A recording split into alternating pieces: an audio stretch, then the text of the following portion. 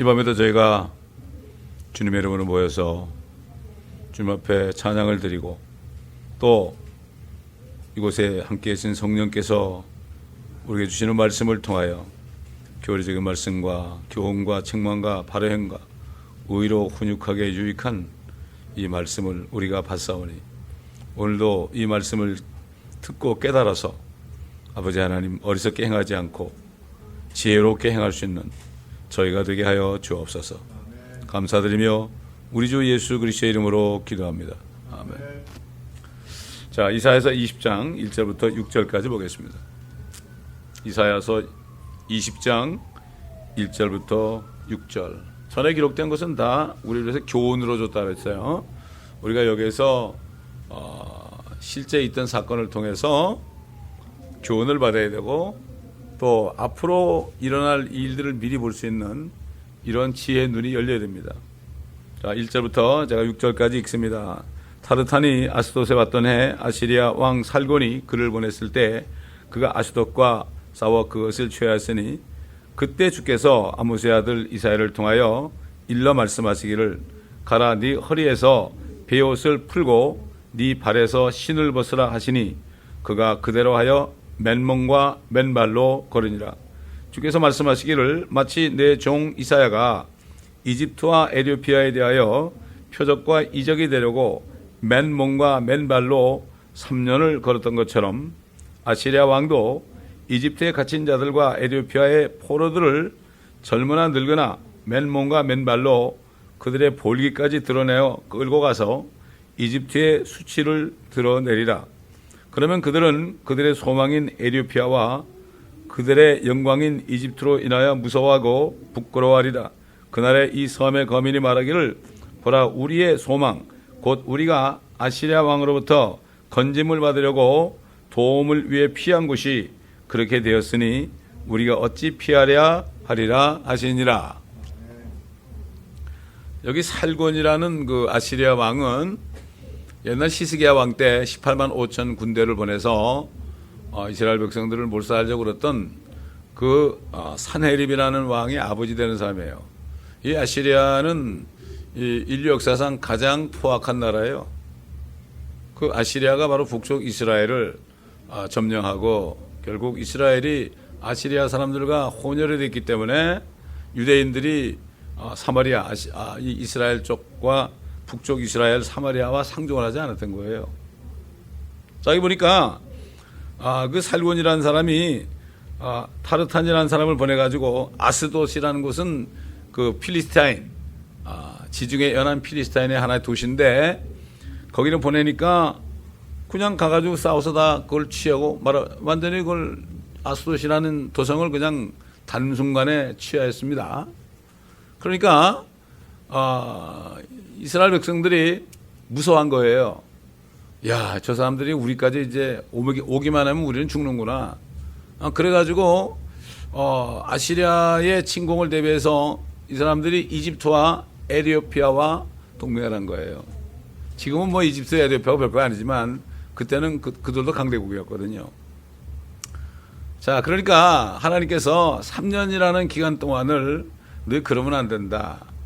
이게 무슨 말인가 하면 야, 너희들이 지금 섬기는 이집트와 에티오피아도 절금 망해가지고 볼기짝 다 드러내고 맨발로 맨몸으로 나체로 다 아시리아에 끌려갈 건데 어차피 너희 그들을 섬기다가 너희도 똑같은 꼴 된다. 근데 참 하나님이 말이죠 3년이란 기간을 줬어요. 여러분 이사야가 선지자 아닙니까? 이사야 보고 뭐라는가 하면은 네 허리에서 베옷을 풀고 네 발에서 신을 벗으라. 옛날 그 침례 요한도 낙타털로 된 옷을 입었죠. 허리띠를 띠고요. 그 다음에 메뚜기가 역청을 먹었잖아요. 결국 들에서 나는 야생꿀을 먹었단 말이에요. 근데 아마도 침례 요한도 이 베옷을 입었을 것 같아. 베옷이 뭡니까? 슬퍼하는 거, 애곡하는 거 아닙니까? 선지자들은 항상 하나님의 심판의 메시지를 전하기 때문에 그런 것 같아요. 자, 그러니까 보세요. 이 선지자 이사야는 아무것도 안 입었어요. 속옷도 안 입었어요. 그냥 베옷만 걸쳐가지고 허리띠 짠 거야. 그리고 밑에 신발만 신는 거예요. 그러니까는 이거 벗고 신발만 벗으면 맨몸이 되는 거야. 참, 옛날 선지자들이, 그러니까 그 하나님께서 이 선지자들과 사도들의 터위에 교회를 그들의 고난과 죽음을 통해서 이 교회가 돼가지고 우리가 편하게 사는 거예요, 지금. 그 기초, 물론 기초는 예수 그리스도죠. 그러니 3년 동안 말이 생각해 보세요. 3년 동안 이사야가 뻘거벗고서 거리를 다녔단 말이죠. 옛날 에스겔도 그렇고 얼마나 고생했는지 몰라. 뭐 이사야는 톱으로 켜서 죽었다는 말이 있어요. 여러분 정말 이렇게 이 땅에 사는 동안에 그렇게 수치스럽게 뻘거벗고 말이죠. 신발도 안 신고 미친 사람처럼 말이에요. 아마 사람들이 좀 미친놈 그랬을 거야. 자기들이 미친놈인지 모르고. 그렇잖아요. 요즘도 그렇잖아요. 주님의 오심을 기다리고 정말 세상을 바라보지 않고 세상 다 버린 걸 미친놈이라고 그러죠. 똑같습니다. 예수님도 말이죠. 3년 반 동안을 그렇게 고생하다가 뻘거벗고서 십자가에서 매달려서 6시간 동안 있었잖아요. 그게 뭐예요? 너희들 나 안 믿으면 너희들 이렇게 된다. 그런 얘기예요. 그게. 자, 이집트하고 에디오피아를 동맹만 하면은 두 나라니까 아수르가 아시리아가 쳐들어와도 우리가 이길 수 있을 거다 이 착각이에요. 근데 하나님께서는 선지자 이사야를 통해서 이스라엘 백성들에게 야 그들 이집트와 에디오피아가 이제 아시리아 왕이 오게 되면은 완전히 뻘거벗고 볼기차까지 내놓고 끌려갈 것이다. 이거를 미리 보여주기 위해서 3년 동안 이사야에게 그렇게 하라는 거예요. 이 아시리아 왕이나 바빌론 왕이나 이런 사람들은 이집트 왕 이런 사람들은 앞으로 올 적그리스도의 하나의 모형이에요. 그래서 그 사람들을 그 용이라고 그러세요. 용이라고. 용이다 이렇게 얘기했어요. 용이 뭐죠? 마귀 아니에요. 적그리스도의 모형이에요. 자 보세요. 옛날 이스라엘 백성들이 하나님의 자녀들이 주님을 의지하지 않고 아시리아를 두려워해가지고 이집트와 에디오피아를 가서 정말 살려달라고 애걸하고 거기에 종이 돼가지고 말이죠. 그렇게 한 것처럼. 근데 실질적으로 아시리아에서 완전히 망했잖아요. 그런 것처럼 오늘날 하나님의 자녀들도 말이죠. 이집트가 뭘 얘기해요? 이집트는 세상을 상징하죠. 이스라엘 백성들이 이집트에서 400년 동안 종살이하고 나온 것. 그래가지고 나온 것을 우리가 예수 그리스도를 믿고 세상으로부터 나온 것을 상징이고 그 다음에 홍해바다 밑으로 가서 참 물벽 사이로 그들이 빠져나왔잖아요. 이거를 침례라고 그래. 이건 이스라엘 백성이 민족적으로 침례받은 거. 이것은 예수 믿는 사람들이 영적으로 세상으로부터 나와가지고 영이 하나님의 보좌의 오른편에 그리스도와 함께 앉게 된 거. 그 다음에 이제 그걸 감사해서 어떻게 돼요? 그래가지고 물침례를 받잖아요. 이게 그런 거거든. 근데 우리 하나님의 자녀들도 지금 대부분의 마지막 때 교회들이 뭘 의지해요? 이집트 같은 세상을 의지하잖아요. 사실은 이집트 같은 세상을 의지하는데 이 세상의 임금은 누구예요? 세상을 완전히 포악하게 다루게 누구예요? 아시리아 왕 같은 적그리스도가 나타난 거거든. 자기들은 이 세상과 하나 되면은 아주 편안할 줄 알았는데 실질적으로 보니까 세상이 결국은 그 손아귀에 있는 거예요. 마귀의 손아귀에 있는 거예요. 그 때문에 사도 요한이 어린 자녀들아 너희는 세상의 육신의 정욕과 안목의 정욕과 이생의 자랑으로부터 멀리하라. 세상도 정욕도 다 지나가지만 하나님의 말씀을 행하는 사람은 주의 뜻을 행하는 사람은 영원히 구할 것이다. 이렇게 말씀한 거예요. 조만간 이 아시리아 왕 같은 나타나게 되면 완전히 온 세계가 보세요. 이번에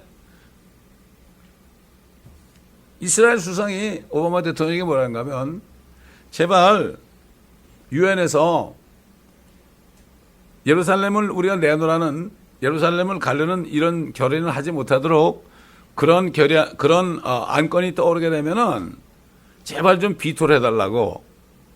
안전보장이사회에 항상 평생 고정 멤버가 6이에요. 6.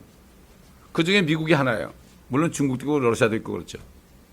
근데 아무리 누가 이스라엘 사람들을 예루살렘에서 몰아내자, 골란공원에서 몰아내자 이렇게 얘기할지라도 6개 나라 중에서 한 나라가 비토를 내게 되면 상정이 안 되게 돼 있어요. 위원회 내에.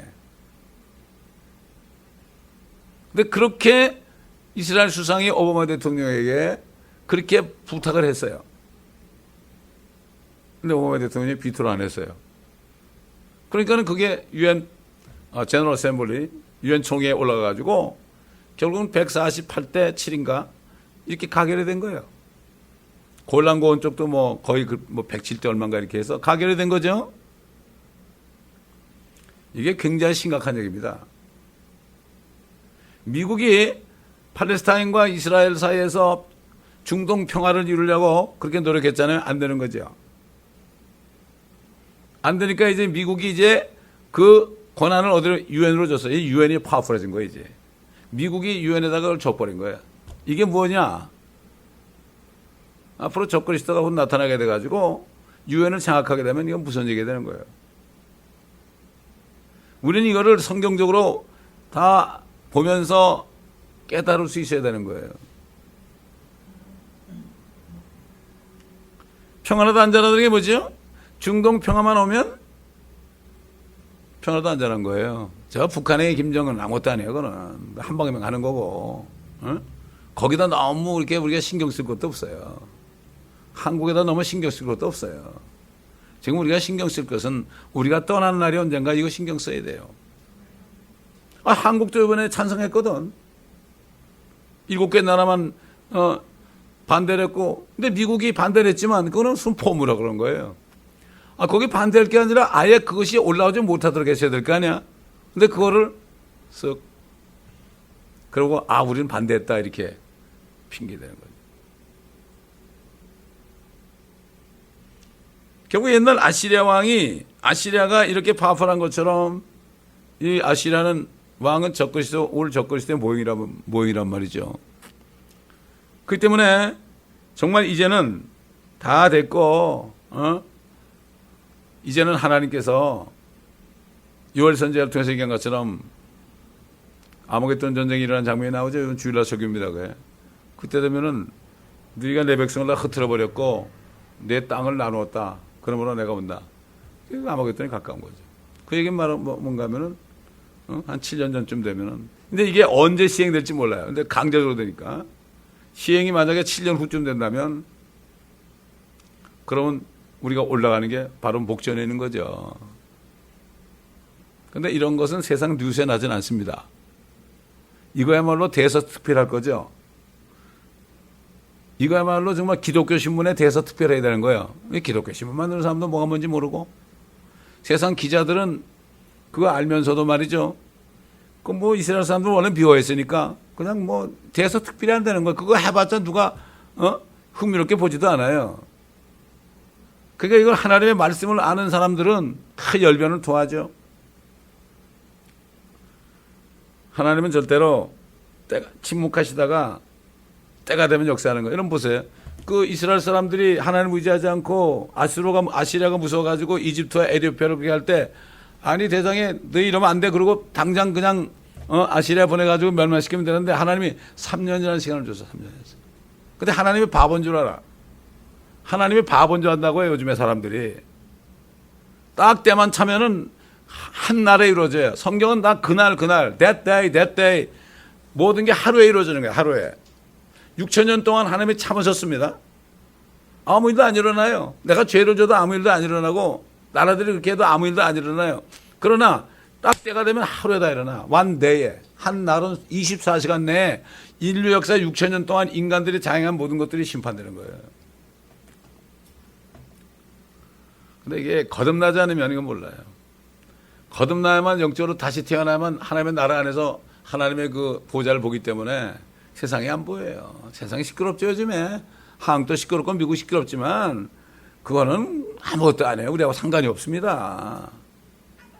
상관이 없는 거예요. 전혀 상관이 없습니다. 이걸 우리가 바로 알아야 돼요. 그 부안해도 나면 안 돼, 우리가 거기에. 우리의 시민권 어디 있어요? 하늘에 있습니다. 하늘에 있어요. 우리가 이게 무슨 짓을 하나 이렇게 볼 수는 있지만은 그것 때문에 뭐 보수가 어쩌고 뭐 진보가 어떻고 그거 얘기할 거 없어요. 그거 세상 사람들이야. 거기 휘말리면 안 돼요. 우리는. 아유, 저것들 안 됐구나. 안 됐다 중보기도 하고 불쌍히 해도 저는 그래요. 한국에서 기도할 때 지금 도끼가 나무 불에 지금 시켰거든요. 그러니까 진노 가운데서도 자비를 베풀이 마시다고 옛날 6.25 때처럼 다 몰살할 뻔했잖아요. 이렇게 돼가고 있습니다. 왜? 이스라엘 백성들이 하나님을 의지하지 않고 이방 민족을 의지할 때 그렇게 된 것처럼 한국이라는 나라도 미국과 중국 사이에 껴가지고 말이죠. 눈치 보고 있잖아요. 옛날 이집트와 에티오피아 사이에서 눈치 보다가 무슨 상관이에요? 똑같잖아요. 그게. 하나님을 의지하면 죽을 것 같아도 절대 죽지 않아요. 여호사밧 왕 때에 그 세 민족이 쳐들어왔는데도 하나님께서 가만히 있으라 그랬잖아요. 노래만 하라고 그랬죠. 그러니까 요엘서 보게 되면은 하나님이 오시는데 여호사밧 골짜기로 모든 민족을 모은다 그래서 여호사밧 골짜기 가면은 여호사밧 골짜기에서 거기서 세 민족 모압과 암몬과 세일산 에서의 자손들이 몰살당했잖아요. 거기서 뭘 한 명도 없이 한 명도 남김없이 다 몰살당했죠. 그래서 아마겟돈 대신에 이거를 여호사밧 골짜기라고 그래요. 여호사밧 골짜기 다 죽는다고요. 한 사람도 빠짐없이 다 죽어요. 그러니 뭐 이 하나님의 말씀을 모르면은 아무것도 모르는 거죠. 그러니까 주님이 뭐라 그래요? 이제 내가 이집트에 갇힌 자들과 에티오피아의 포로들을 젊으나 늙거나 맨몸과 맨발로 그들의 볼기까지 드러내고 끌고 가서 이집트의 수치를 드러내라. 실질적으로 이런 일이 일어났습니다. 어떤 학자 얘기를 보면 기원전 711년에서 713년 그 정도 3년 동안을 이사야가 이렇게 했을 거다. 이렇게 추정하는 사람이 있습니다. 그럼 뭐 상관이 없어요.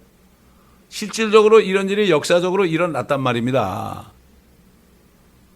일어난 것처럼 앞으로 결국은 아시리아 같은 그런 적그리스도처에서 군대에서 이렇게 되지만 그래서 결국 옛날에도 이스라엘 백성들이 똑같이 수치당했잖아요. 마찬가지로 하나님을 의지하지 않고 이방 민족을 의지하던 그러한 사람들이 처음에 민족들이 쳐들어올 때 수치를 당하나 안 당하나 보세요. 스가랴서 14장 보세요.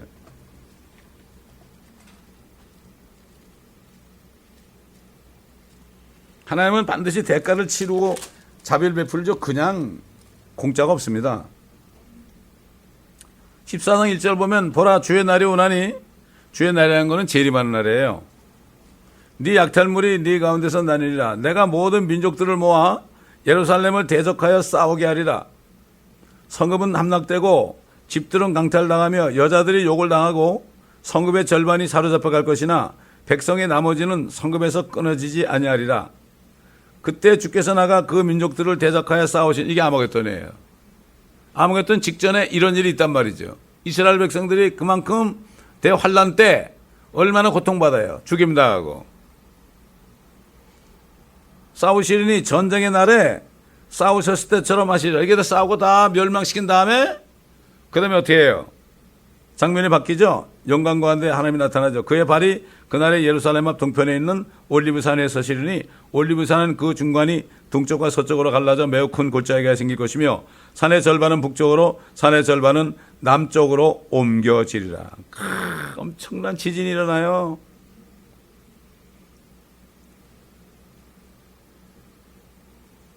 주 하나님께서 오시리니 모든 성도들이 주와 함께하리라. 이렇게 나오죠. 앞에 지진 얘기 나오고 그날에는 빛이 명료하지 아니하고 어둡지도 아니하리라. 그날에 주께서 알려질 한 날이 있으리니 낮도 아니요 밤도 아니며 저녁 무렵에 빛이 있게 되리라. 그날에는 생수가 예루살렘으로부터 솟아나서 그 절반은 앞바다로 그 절반은 뒷바다로 흐르리니 여름과 겨울에도 그러하리라. 주께서는 온 땅을 치리할 왕이 되시니 그날에는 한 분 주께서 계실 것이며 그의 이름 하나만 있으리라. 이 순서적으로 나오죠. 하나하나 지금 진행되고 있는 거죠. 그런데 지금 그때가 다 우리 코앞에 온 겁니다. 그러나 이게 지금 이스라엘을 6.1 전쟁 이전으로 다 땅을 내놓으라. 예루살렘도 내놓고 골란고도 내놓으라. 이렇게 했고 앞으로 이것을 이제는 강제적으로 집행하겠다. 강제적으로 집행했다는데 그게 강제적 집행이 언제 된지 모릅니다. 우리가 지켜봐야 돼요. 몇 년에 걸릴지 모르죠. 성경 들어가다 몇 년을 걸리겠죠. 7년 이상 걸리겠죠. 그러나 우리는 이제 눈을 들고 위를 쳐다봐야 되는 거예요. 그래서 하나님의 말씀이 이게 빛이거든요. 이걸 모르면 앞으로 뭐가 어떻게 될지 그러니까 이 하나님의 말씀을 모르는 사람들은 당장 코앞에 보이는 것 때문에 막 슬퍼하고 기뻐하고 그러는 거예요. 코앞에 보이는 것 때문에. 그러나 빛이 임해가지고 앞이 훤히 보이는 사람은 걱정 안 해요. 전혀 걱정 안 해요. 아무 걱정하지 않습니다. 그래서 하나님의 말씀은 내 발의 등불이요 내 길의 빛이니이다. 다윗이 고백한 거예요. 이게 지혜예요. 지혜. 하나님의 말씀이다 지혜의 말씀이다. 이 말씀을 모르면 깜깜한 거죠. 이 구약성경은 전부 다 교훈적인 말씀이지요. 실질적으로 옛날에 일어났고 아시리아 왕에서 일어났고 앞으로는 아시리아 왕보다 더한 적그리스도에 의해서 일어날 것입니다. 대환란 때. 참 하나님의 말씀은요 2번 이루어진다고 희한한 거예요. 저는 이걸 깨달았을 때 이야 2번 이루어지는구나. 2번 이루어지는구나. 다윗이 고난당하고 막 그랬죠. 근데 그게 또 이루어지는 거죠. 다윗이 이스라엘 백성들처럼 그렇게 환난 가운데 이스라엘 백성 같은 고난을 받았거든요. 셀라셀라 그랬잖아요. 그렇기 때문에 또 일어나는 거예요. 역사는 뭐래요? 세상도 그래요. 역사는 되풀이 된다고 그러죠. 세상 사람이 알아요. 옛날 일어났던 역사가 또 온다 이런 얘기죠. 근데 왜 크리스찬들이 그걸 몰라요? 왜? 지혜 말씀을 보질 않으니까 모르는 거죠. 그래서 어떤 사람은 무식해서 나는 못 깨닫는다 그러고 어떤 사람은